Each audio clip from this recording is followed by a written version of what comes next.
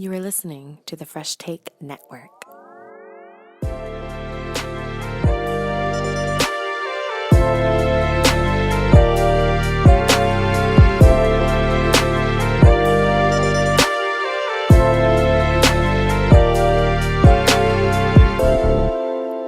All right, well, I'm really pleased to welcome in both Peter Klein and JD Lewis, two of the great voices of Calgary, to talk about just a few things here.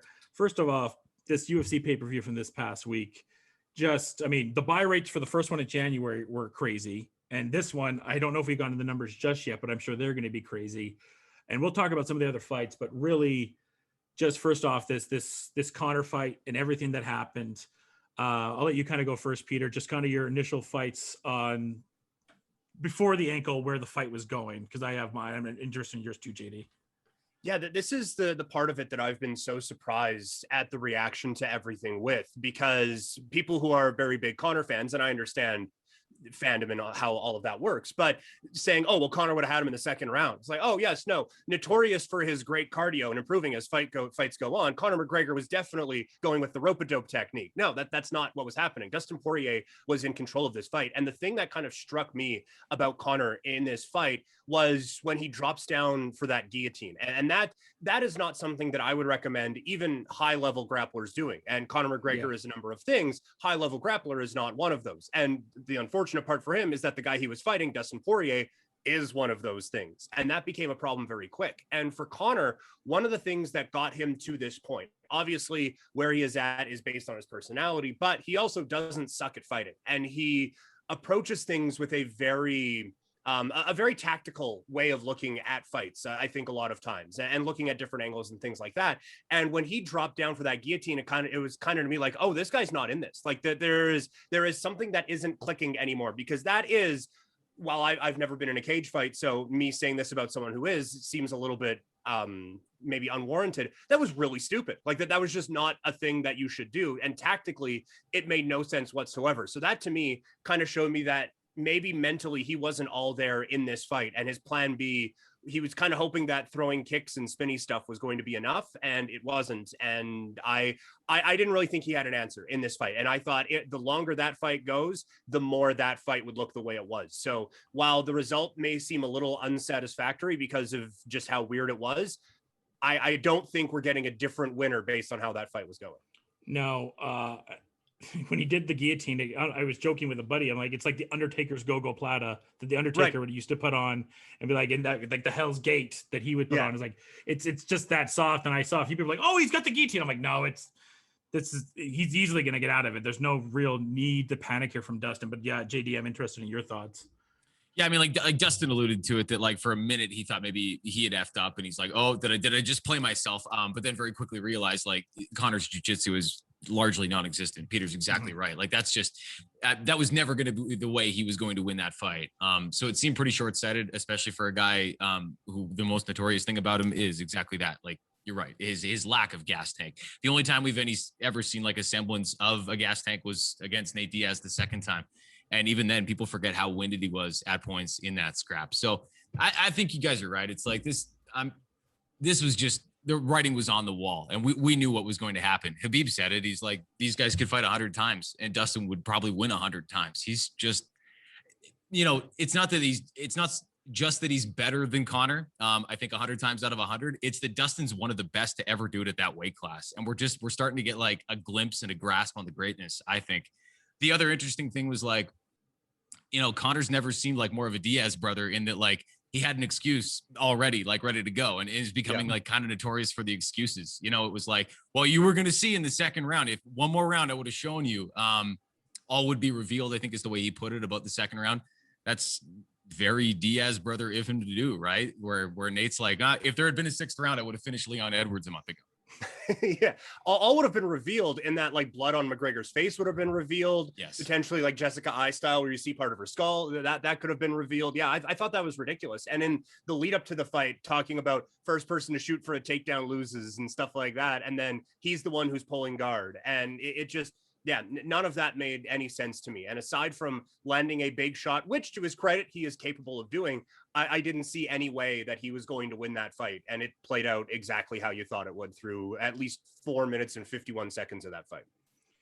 Yeah, and I thought, number one, I was like, when the fight got, before we kind of saw the ankle bust and everything, I'm like, he's done in the second round. There's no question. And I thought it was kind of, you guys talked about the gas tank. I thought Joe Rogan hit it with the line of the match before Conor got in the cage. It's like, this is either going to go run round or it goes 5. And that depends on what Conor's going to do. And it's really true. Kind of like JD talked about with the Diaz fight, right? Like if he could have got past the first round and he was fighting maybe a little bit like the old Conor, maybe we would have had a little bit hope of him. But I think the way that we've seen these past fights with Dustin is the first fight, he just got in Dustin's head and Dustin got too emotional. And then we saw in the second fight, Dustin got more grounded and kicked his ass.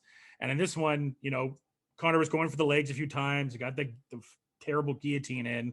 And after that, Dustin figured him out. It was done. And I'm pretty sure Dustin would have, I actually thought that Herb probably could have called a TKO 1 or 2 times. And I almost wonder if Conor being Conor, Herb's like, well, I'll back up because we probably want this fight to go a little longer. So I'll see if Conor can get up before I call a knockout. But I thought there was 1 or 2 times there that Herb could have called for a knockout.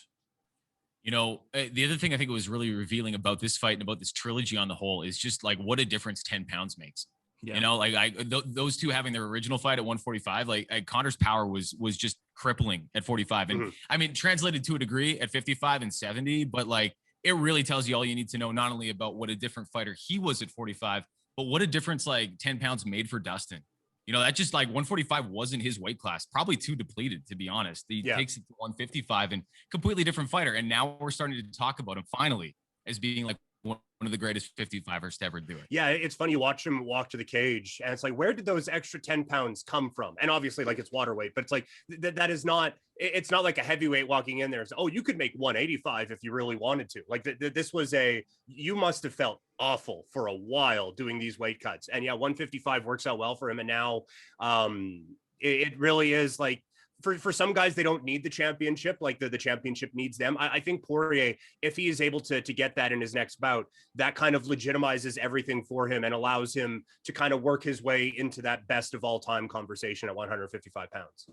Yeah, 100%. There's going to be a 4th fight, and there shouldn't be, but it's because of what Conor is and what he does for the buy rate, right? So I know John Pollock from Post Wrestling was talking. He didn't think that there should be a fight, and I know Ariel was on the Ringers Green Room and talking about he didn't know if there should be a 4th fight or not. But the bottom line is there is going to be a 4th fight because just of what the box office is. And the worst part about it is if, Dustin does go on to win the title now, that fight will be a title fight. And Conor doesn't deserve it, but just because of the blockbuster box office that he is, he's going to get that title fight.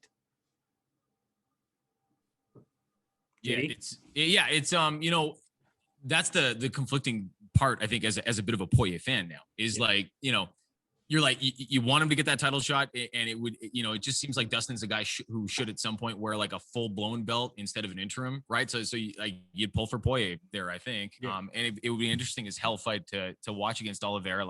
Stylistically, it's such a fun matchup, and those guys have cashed so many bonus checks and had so many fights of the night, apart from one another. You can't wait to see what they do together. The bummer in a weird, backwards way is if Dustin were to grab the strap, not only would, because you're right, it's a foregone conclusion. We're getting a 4th fight between these two. There's too much money left on the table if they don't. It would just be such a travesty to see Conor wander back into a title fight just based on the fact that this rivalry is here and in his mind there's unfinished business where the rest of us think the business is pretty finished. It's done. Yeah, no, it does feel done, but I do.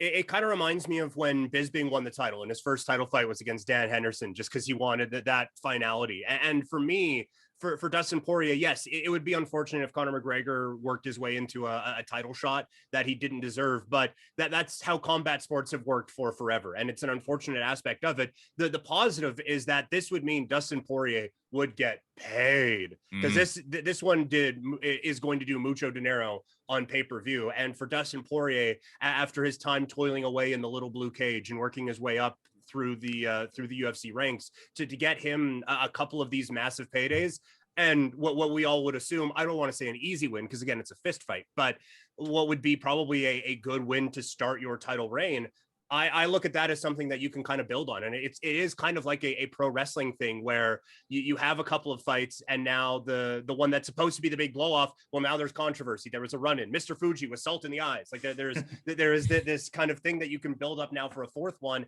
and that you will still have that anticipation. You will still have that doubt, which means you will have all that money. And hopefully Dustin Poirier is able to do what he does and come away with a win and just get that much more rich and get that much more famous off of it.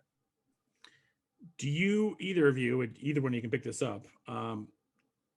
Obviously he got paid, but did the Mayweather fight hurt Conor's MMA career? Or was this just an inevitable side of where everything's going? Because before that, he's the double champion, and then he takes all these years off of MMA. He focuses so much on boxing. Maybe that time he could have focused on other things to build his arsenal up. The money side of it, no doubt, he did tremendous. He got paid, but did it hurt him as an MMA athlete?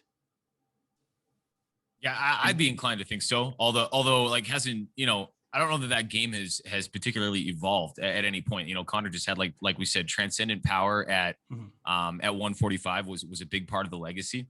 So I don't know that he was ever going to evolve more as a mixed martial artist. I mean, maybe that's one of the great unknowns, because he was pretty focused after the Eddie Alvarez win. That was, in my mind, the best he'd ever looked, is from a technical standpoint. Like, just it was all of his powers used. It was not only like the shit talk to get in Eddie's head, because he was squarely in Eddie's head and took Eddie out of his own game, but then looked like just technically so sound in the octagon, and then you go and you make, lifetime money, right? And just like set your family for life. You can't disparage a guy for that. And he really did talk himself into a it'll never happen fight against Floyd. So all that was great, but I do feel like that kind of money was really worth the tide turn. And I know that's Captain Obvious saying very obvious things, but that really is like where it all started to fall apart. And I don't think it ever fully came back. Like, never was the magic recaptured, I don't think. No, and it's one of the old lines. I'm probably paraphrasing it, but it's tough to get up at 5 a.m. to do the road work when you're waking up in satin pajamas. Like, when you make that much money, it's tough to be like, oh, and now I'm going to apply myself. And that, I'm not blaming him for that. I wouldn't, and I don't know how many people would, but yeah, there was a lack of evolution in his game. And you look at the record now, like, he has won one fight since Donald Trump was named president of the United States of America. Like, it's been a while. And that one fight was against Donald Cerrone, who is, by all accounts, washed. So what has he really done in the last little while? Now he is fighting top level competition, like two of the greatest to do it at 155 pounds in Khabib and in Dustin Poirier. So, like, many are the men who would lose to those guys, but you guys are right. Like, he, instead of evolving his game with the different aspects that could have helped him in a Poirier fight, that could have helped him in a Khabib fight, have him drill a little bit of takedown defense. Not that it maybe would have helped a ton against Khabib, but just drill that kind of stuff. Drill some jujitsu so that your guillotine doesn't look like a pro wrestling move. Like, just drill some of these things so that you evolve, instead of doubling down what you're already good at and going into a boxing fight. And again, no one will deny that he made a lot of money and that changed his life, and good for him. But in terms of legacy in the UFC, he is kind of drifting more toward the Ronda Rousey side of, you were really good and then you really weren't, and now the game has evolved past you, instead of like a George St. Pierre or someone like that, who you were able to evolve with the times. I think history is going to remember him as a draw and as someone who was a big personality in this sport. But in terms of best of all time, you got the 2 belts, so congratulations. But skill wise, it's just not there. And that's been part of the conversation this week. I know Bill Simmons was asking Ariel about that, and Ariel was saying, like, no, he's maybe the best draw of all time. Him and Ronda will always be the best draws. Mm-hmm. But as far as the GOATs, no, I think that time is now past for Conor. I mean, look, he's still relatively young. Maybe he can make it up, but you're dealing with an injury that's pretty severe as far as a fighter goes as well. So that he has to make it up. So I don't know, JD, what do you think about that, the side of that? It's just such a great, like, what if, as Peter was talking about it there, you wonder what might've been. It certainly wouldn't have been as lucrative. There's just like no way that he could have made the kind of money sticking to MMA that he made a fighting Floyd. Like, that was just such a tentpole thing and led to so much more for him, right? Like, just made him, that's what got him on the Forbes list, to be honest. And so, I mean, like, it wouldn't have been as lucrative, but what would it have done for his legacy? inside of the cage, not, as much on the microphone, if he had stayed white hot against Eddie Alvarez and then locked himself in the gym for a year, drilled all the jiu-jitsu with Dylan Dennis and committed himself to an American top team or somebody like that, and drilled wrestling with high level wrestlers for a year. How different could that Khabib fight have looked? Because he had a little bit of success against Khabib. I might have won a round, depending how hard you want to squint, and it makes you wonder, like, okay, like a fully focused, white hot Conor McGregor, never been more confident in his life with 2 straps over his shoulders. What does that fight against Khabib look like? And how different might things be? Because you're exactly right. All the talk online about how his legacy really is just going to be talking himself into things and into great positions and into a shitload of money. That's the legacy. It's not really to do with performances, at least not in the last 5 years.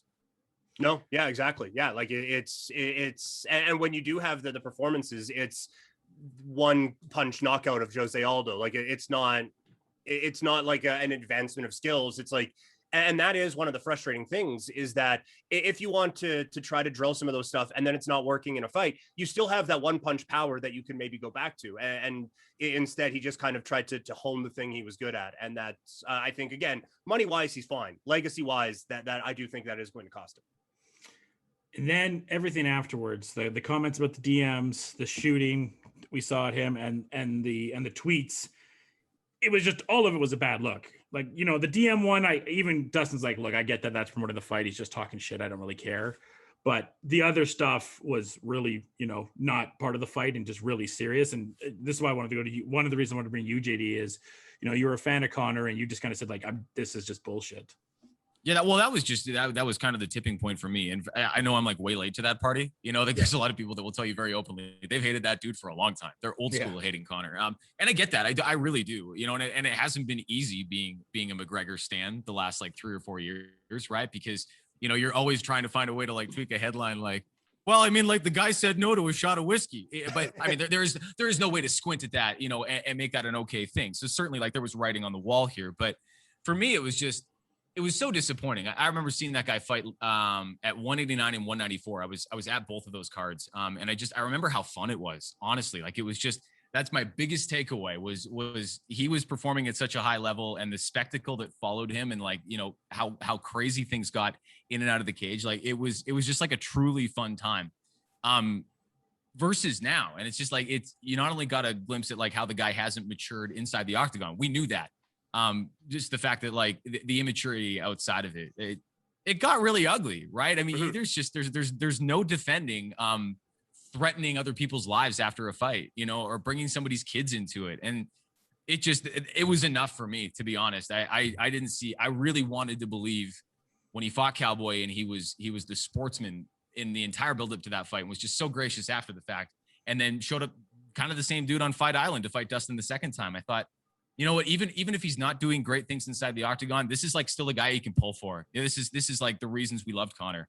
And it became clear that was very much not a real thing. He's not the same dude.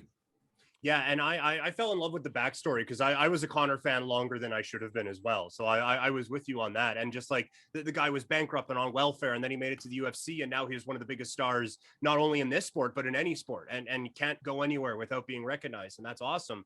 But it really screamed of desperation to me. And I understand that there's a little bit of adrenaline going in, like your leg has just snapped, you just like on national television, that probably is not a fantastic feeling. So there's a lot of emotions that are going on at that time, but it just reeked of, please look at me, please don't forget me, please, all of these things. And for someone who has been relatively witty at times when it comes to the trash talk, like if I'm in a war of words with someone and you have to go to your wife's a hoe and she's in my DMs, I've won. I have beat you now, because that is something anyone could say ever without any proof. Like that's just, that is trash talk 101. Once you get to, oh, well, your wife's a hoe, I've beat you. And so to me, like that just, it seemed, it was almost sad. It wasn't almost sad. It was sad to see, like, it was almost pathetic to see someone in that spot, and not of like, that they can't stand for an unfortunate reason, but just sitting there in the cage spewing out all of this stuff. Like it seemed like the scene in a movie where the screen goes black and then he's waking up and he's in like some faraway place in Florida in the jungle, and he's got a big bushy beard and he's drunk, and it's like the Anchorman thing or something like that. Like it just it feels like the part of the movie where now the redemption is supposed to start, but that redemption was supposed to happen a long time ago for this guy. It really did turn me off. Like I don't know what could happen now to make me get back on that bandwagon, but I'm very much now Team Dustin in this whole thing. I felt like a little dissatisfied with the buildup to the fight a bit too, if I'm being honest. Like the whole thing just, it really felt put on. There was points in the press conference, right, where like Conor was the guy dropping the mic all the time. That's how those press conferences used to go. Is he just ran show, and there were a lot of times where he didn't have an answer. He wasn't quick-witted. He wasn't very sharp, and it felt pretty insecure. And the pops just felt especially cheap this time around, and it just didn't. I don't know, when people kept saying old Conor's back, I kept trying to tell you, I'm like, I don't know, Peter, you were there for it, and so was I. You know, like it wasn't like that before. That was not old Conor. You are sorely mistaken if you think that was old Conor. Yeah, no, it wasn't the Conor of old. It was just an old Conor McGregor. Like he was not as witty. He was not as funny. There wasn't the who the fuck is that guy? Like like those quick one-liners. He had nothing against Jeremy Stevens up until that point, and beyond that point, nothing has come from that. That's still hilarious though. And yeah, these ones, like it reeked of desperation, the entire thing. He talked about his mic skills, and there was a lot of talk of people saying it dropped. It reminded me when The Rock came back and he faced off against CM Punk. CM Punk was just more wittier than him, but he just didn't know really to come back. He's like, oh, he's kind of lost his fastball now. And it wasn't the same guy. Obviously The Rock is doing fine, but it kind of reminded me of that, of like when you lose your fastball as far as a promo, then everything else goes. And for Conor, that was a big part of him. And, his level of athlete was, he was there with the LeBrons of the world, right? The Aaron Rodgers, the Tom Brady's, like he was there. And now he's just at this period now where I think he just wanted the attention, right? That's why he sent these tweets out. Cause I think he's someone that you mentioned, Peter, really cool story, but I wonder if it's someone that's scared that people are going to forget me now, that I'm losing. Like, am I going to be forgotten? So I have to do everything I can to keep myself in the zeitgeist, because I'm going to be gone now for 9 months, 10 months, whatever. Are people going to forget about me because I always want to be the center of attention? Right. And even when he was taking the breaks before, it was coming off of wins or coming off of like a fight against Khabib where everyone's lost to Khabib. That's kind of his thing. So you can at least like keep him relevant. But now, unless Dustin Poirier wins, he's not relevant in the title picture. He's not relevant in any pound for pound rankings. And you're right. He's not going to be fighting for a long time. So we're not, oh, well, what about this matchup for him? All the matchups for Conor are like, well, maybe a Diaz trilogy, because Diaz just lost, so he doesn't have anything to do. Like, it's just, you're kind of squinting to try to find all these different things. Or he'll retire again. The sport really is. Right. Yeah, exactly. Yeah. The sport really is passing him by. Also, that CM Punk thing, CM Punk's "your arms are too short to box with God" line is still one of the great lines that's ever been uttered in a promo. And I think gets forgotten because it's not even CM Punk's best promo, but still, I just had to throw that in there. It's just on that side. I have it literally in my notes. I have the whole article transcript just because of how much I love that. And that was the day for me. I'm like, well, The Rock sucks. I'm just out. I'm like, wow, I thought The Rock was the best promo, but this guy just clowned him. Speaking of, really quick, we'll talk about the rest of the cards. CM Punk, his loss got rejected. He doesn't have 2 losses anymore. Right? Undefeated CM Punk. Yeah, it's great. He can make a comeback now. So aside from Conor, any other, thoughts from this card? I mean, the Green Monster obviously was the big talk, and everyone, everyone was really happy with him, even though he lost. That was really cool. And I was always happy to see the piece of shit like Greg Hardy got knocked out. But any other thoughts from you guys in this card? I'll start with you, GD. I thought Irene Aldana was great. She was a revelation. You're exactly right. Tai Tuivasa, like that will hopefully be like his, his big moment with the fans. Like now he's got a thing that like the casuals know him for, which is awesome. Like we need more of those guys. It feels like we're especially devoid of them right now. So him not only, getting to starch a guy like Greg Hardy and send him to hell on behalf of the world, was great. And but he then like the Spice Girls. Walks out to Spice Girls. Like that's what I mean. I had so many like, everybody has those friends in their friend group, those dudes who watch 3 cards a year, and it usually involves Conor every time. Those people were saying to me on Monday, like, hey, how about Buddy walking up to the Spice Girls? How good was that? I'm like, yeah, it was great. And then he drank beer out of a shoe. And you're like, that was also great. And hopefully that's a guy that the UFC can build some fun heavyweight fights around. And Yeah, I thought taking advantage of the moment, Tai Tuivasa, like, you're fighting a big name, so that's going to help, but also that this is the most eyeballs that are going to be on you ever. So take advantage of this, try to draw those casual fans in. Like that is a star-making night. And again, as you mentioned, anytime you can beat up noted piece of shit, Greg Hardy, I am absolutely fine with it. And if he could just not anymore, that would be fantastic. Like I was over it to begin with. It should have never happened, but it's very clear. We talk about not evolving at all. He's not evolving as a human being. Him calling Derek Lewis an ex-con was sad on a few levels and hilarious on a few other ones. But yeah, I thought Tai Tuivasa with the star-making night. And this was also, I thought, kind of the last night of relevancy for Stephen Wonderboy Thompson. I kind of thought this was, this night needed to go very well for him, and it didn't. And now he's probably still going to fight because it's what he does. But as far as him potentially challenging for any piece of championship anymore, I think that probably came to an end this weekend. Mm-hmm. Just a few questions here that I'll get you guys out of here. Just any of you kind of see the drama that unfolded with Ariel Helwani the last few days here with the transfer to the Ringer from ESPN, and just any comments on it? Just Dana just being a complete POS to him. I do love how Ariel's always been pretty transparent about what went down there. Even if it was a pretty tough thing, potentially, like from like an industry like perspective, if it could have been seen as career limiting, I always thought him being pretty honest about it was pretty freaking cool. Yeah, and like him shedding more light on that with Le Batard, it was like that was interesting to hear, like just how bad Dana has been to him. And he's not the only dude, right? Josh Gross is like that too. There's a few other guys with backstories like that too, that just Dana runs a very, very different show than any other commissioner. I guess you couldn't really call him a commish because he doesn't do the typical work of a commissioner. But also at the same time, like, how surprised can we be? Like, a fight promoter isn't flattering things about him. It's maybe not all that surprising. Yeah.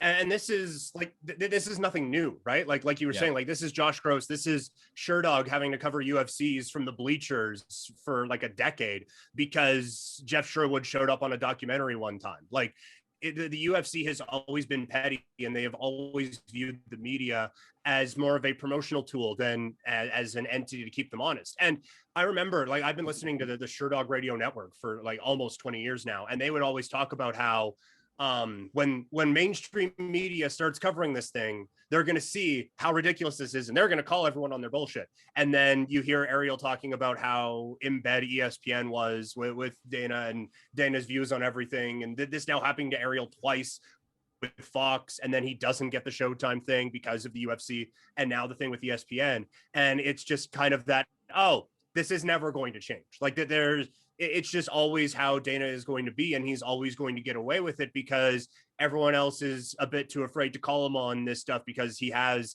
this power and this temper to just like, well, you get to cover no more UFC cards. So while PFL, I think, is a cool thing, and Bellator has some fun fights, like, if those are the only things you can cover, you certainly do fall down the pecking order very, very quickly. So yes, no, I thought it was really, really fascinating to see Ariel kind of drop a couple of pipe bombs on his way out. I just thought it was so interesting. It was a very Vince McMahon type of attitude of like, you ruined the surprise. It's like, what? Like, people knew the Brock thing was probably going to happen. And like, who cares? Like, you ruined the surprise. Like, and it's just weird because, Dana in the past would call the Ariel first before any reporter. So that was weird. I think him doing his own thing and now going to the Ringer, I think, that is a, wide variety of eyes for them. And, the Ringer now has been able to expand their fight game as well, which I think is good for everybody. But, the access they have with Spotify and around the world. And Ariel's, I mean, it's just weird, like, considering he's like the Bob McKenzie or the Woj or the Jeff Passions of UFC, of MMA, and he's not used that way is the most mind-boggling thing. Totally. Yeah. And his point about not being promoted, like, saying that his podcasts with Chael Sonnen and with DC were never getting promoted, and then he just stopped counting at the other podcasts. Like, I can understand how very frustrating that would be for him. Pretty ballsy thing too to just to decide to go indie. I mean, it's a ballsy move. Like, there was certainly money on the table, but for him to just stay with a major brand and a major network. So like a pretty gutsy move to just go like, I'm going to bet on me. Ariel's, bet on himself many, many times, and it's worked out well for him. No reason, to stop doing that, I suppose. I thought it was a really interesting move. It sets an interesting precedent too for other fight journalists when other guys end up at the end of their deals, right? Like, what do some of the other big names want to do? And a Canadian to boot. So that's a win for everybody, for all of us. The last two things here, got an NBA question for you and then a WWE one for Peter, because you brought it up beforehand, JD. So this Damian Lillard stuff, you are a Blazers fan. And now that you've set this up, like, if this does happen, I'm going to have to bring you on when it happens, if it happens. So here's a few things. I was doing on my Twitter, obviously saw like your team is not getting Damian Lillard. I had thought that for the past 3 weeks. But then Chris Hayes, he's really close to Dame Lillard quite a bit. And the stuff that he's been saying, the tea leaves are starting to line up to the point now I'm where I was 0%. I'm like 75-25 about it. And we, before we got on air, I talked to you about like the best deals are Golden State and the Raptors. Philly, they can offer Ben Simmons. I don't think that trade is going to happen.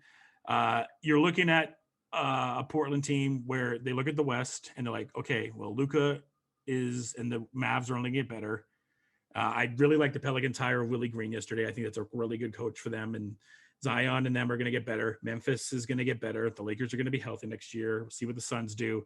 So I wonder if Portland looks at that year they made the conference finals like, man, that was our window. We have Dame still for former years at almost 55 million an average on the contract. Do we maybe just blow it up now and start this rebuild with, honestly, 3 drafts that are coming up that have game-changing, great talent in it? And the draft is a crapshoot, don't get me wrong, but really good drafts coming up. But I know as a Blazer fan, it's not easy to swallow that. If considering how good Dame is right now, if 3 years ago was your window, you're talking about some of the worst management and ever. Like what a potential waste of talent, and just a waste of Dame's time. So hopefully not. Now would certainly be the time to go all in. There just haven't been a lot of indications from the Blazers front office that they have intention to go all in. Not that anybody really knows what that might look like. So could you blame the guy? The book on Dame has always been unbelievably loyal. Signed a long-term deal in Portland of all places. I fell in love with them because they believed in him.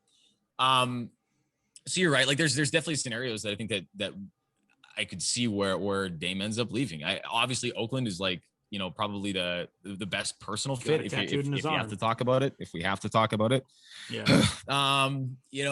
who wouldn't package a shitload for Damian Lillard? There's every other franchise would do that. It makes sense from some teams more than others. I would just love to see him stay. I couldn't believe I was reading tweets this morning about Dame for Ben Simmons, a pack, and I'm like, no, we are not doing that thing. It's absolutely not. We could talk about CJ McCollum if you want to, but that's on the table. Dame is not. If I'm the Blazers management, if there was ever a time to just go all in for a guy and say, you believed in us, now we are going to believe in you and build you a team, now would be the time to do it. The Blazers just don't have a long storied history of doing that. And the sorry to jump in. The problem is the big star who is available is yours, right? There isn't another Kawhi out there to go pull the CJ McCollum for superstar trade to really try to put this over the top. The big name that's being floated out is either Ben Simmons or your dude. So I don't know where that big move is coming. And you're right. This does kind of seem like a Calvin Johnson-esque kind of wasting potential of one of the superstars of this game.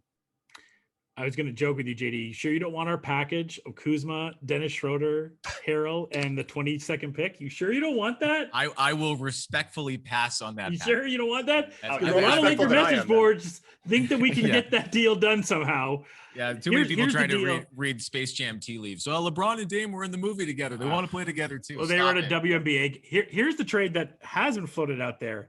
And I, as a Laker fan, have had second thoughts about it. And I'm interested in you as a Blazer fan. Straight up, AD for Dame. Oh, I don't know. No, see, I did the same thing. I'm like, I don't know what to think about that. No, I don't love it. I really don't. I just think you're cutting off one finger and sewing the other back You know what I mean? Yeah. Like it just seems like you're creating another problem is all you would be doing there. That isn't asset management. I don't know if it means trading picks. I don't know if it's just a full blown mortgage of the future, like trading prospects and picks, because there are still a few prospects in the cupboard, not many for the Blazers, unfortunately.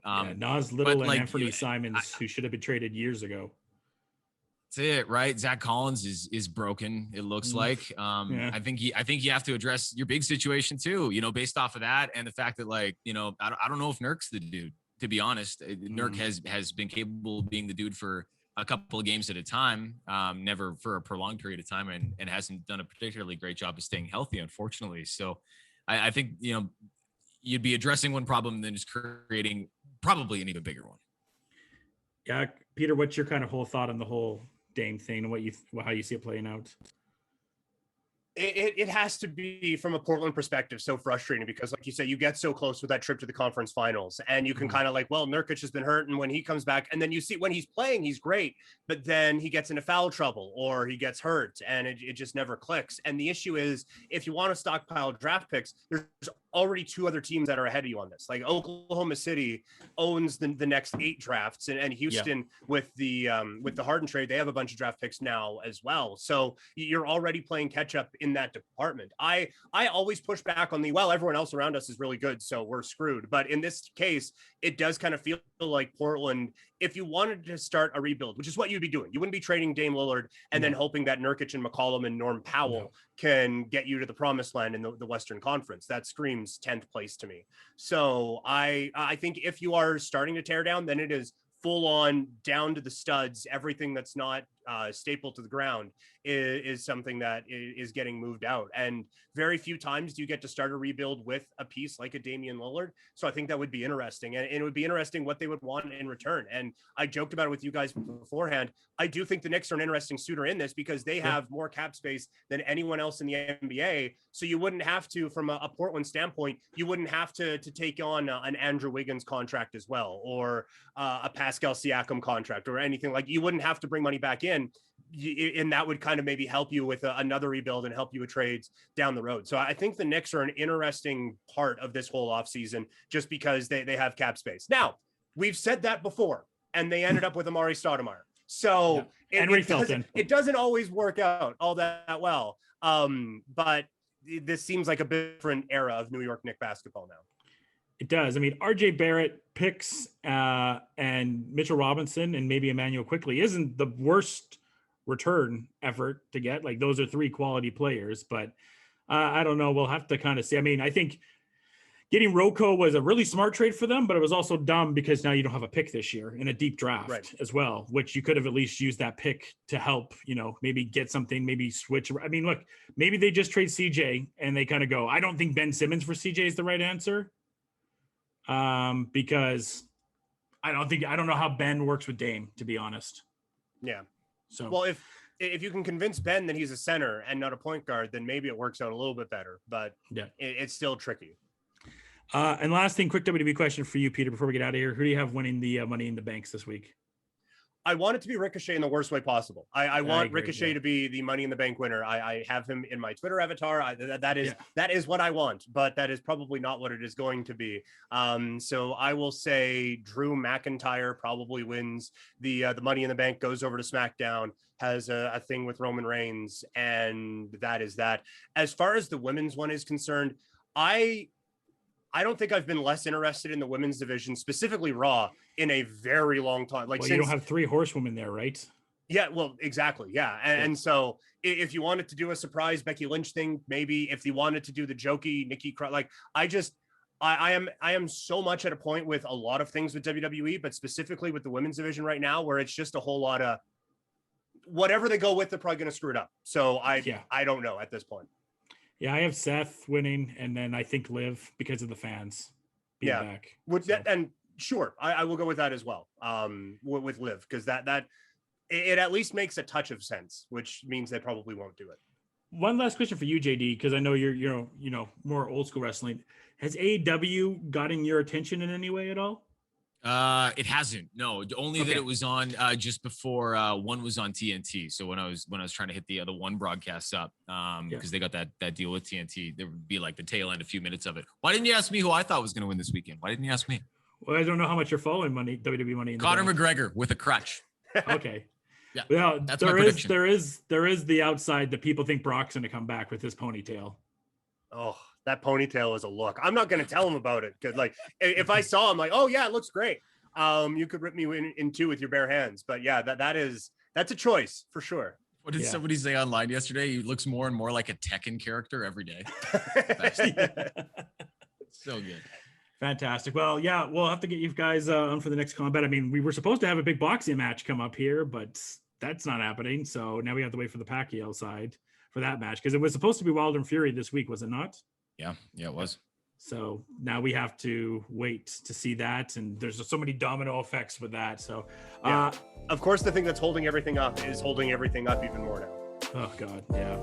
All right, gentlemen, I thank you so much for coming on, and until next time, folks, cheers, enjoy the day.